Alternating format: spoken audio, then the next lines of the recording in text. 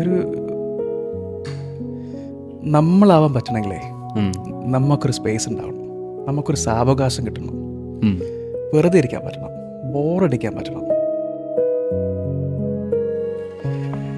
അപ്പോൾ എപ്പോഴും നമുക്ക് ഇഷ്ടമുള്ള ഇൻട്രസ്റ്റ് പുറകെ പോകുമ്പോൾ വൈകുന്നേരം കിട്ടുകയാണ് ഞാൻ എന്താ ചെയ്യാൻ പറ്റുന്ന ആലോചിച്ച് പോകുമ്പോൾ അതിനുള്ള അവസരം ഇവിടെ നമുക്ക് കിട്ടും. അവിടെ എപ്പോഴാണ് ബോറടിക്കാൻ ഇപ്പോൾ സമയം? പണ്ടൊക്കെ എത്ര സമയം ഉണ്ടായിരുന്നു ബോറടിക്കാൻ? ഏറ്റവും നല്ല എക്സ്പ്ലോർ ചെയ്യുന്ന കുറേ ആൾക്കാർ ചുമ്മാ ഇരിക്കുകയാണ്. റെസ്റ്റ് എന്നുള്ളൊരു ബുക്ക് അതിനെക്കുറിച്ച് എഴുതിയത്. റെസ്റ്റ് എന്ന് പറഞ്ഞിട്ടൊരു ബുക്കുണ്ട്.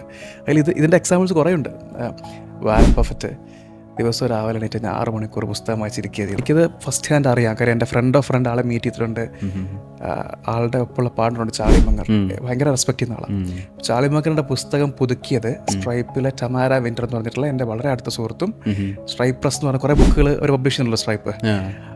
അപ്പോൾ അതിൻ്റെ ചീഫ് എഡിറ്ററൊക്കെയാണ്. പക്ഷെ എൻ്റെ പോയിന്റ് അത്രയും ഉണ്ടാക്കിയിട്ടും അവരൊക്കെ ഈ ജോൺ ഡി റോക്കഫെല്ലർ ഫേമസ് ആയിരുന്നു മിണ്ടാണ്ട് റൂമിലിരിക്കാൻ. ആൾക്കാരോട് മിണ്ടുന്ന വളരെ കുറവായിരുന്നു. ഞാൻ എവിടെയോ കേട്ടിട്ടുണ്ട്, റോക്ക്ഫെല്ലർ ഒരു സഭയിൽ ഇരുന്നിട്ട് മൊത്തം ടീമിൻ്റെ മീറ്റിംഗ് ഒക്കെ കഴിഞ്ഞിട്ട് പുള്ളി സംസാരിക്കാതെ പുള്ളിയുടെ അഭിപ്രായം എന്താണെന്നുള്ളത് അവിടെ നോട്ട് എഴുതി വെച്ചിട്ട് എഴുന്നേറ്റ് പോകും. എനിക്കത് മനസ്സിലാവും. കാരണം ചിലപ്പോൾ അദ്ദേഹത്തിന് പറയാനുള്ളത് ആ പ്യുവറായിട്ടുള്ള കാര്യം മാത്രമായിരിക്കും. അതിനൊരു ഫീഡ്ബാക്ക് ഇപ്പോൾ അദ്ദേഹം പ്രതീക്ഷിക്കുന്നുണ്ടാവില്ല.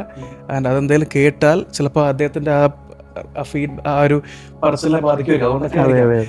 അപ്പോൾ കുറേ എക്സാമ്പിൾ ഉണ്ട്. അപ്പം എനിക്ക് തോന്നുന്നു ഇന്നത്തെ മോഡേൺ മാൻ്റെ ഒരു പ്രശ്നം, ഒരു ബുദ്ധിമുട്ട് അനങ്ങാണ്ട് മിണ്ടാണ്ടിരിക്കാൻ പറ്റുന്നില്ല. വോയിസസ് ആണ് എന്നുള്ളതാണ്. തീർച്ചയായിട്ടും.